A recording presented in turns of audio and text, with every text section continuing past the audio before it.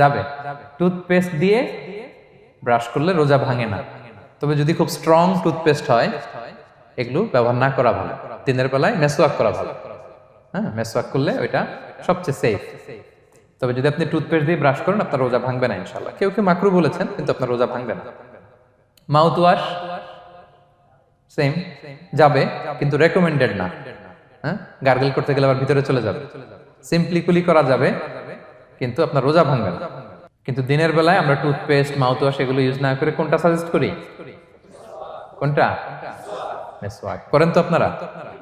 রাসূল সাল্লাল্লাহু আলাইহি ওয়াসাল্লাম বলেছেন, আমার উম্মতের জন্য যদি কষ্ট না হয়ে যেত আমি প্রত্যেক নামাজের আগে মেসওয়াক করা ফরজ করে দিয়ে যেতাম।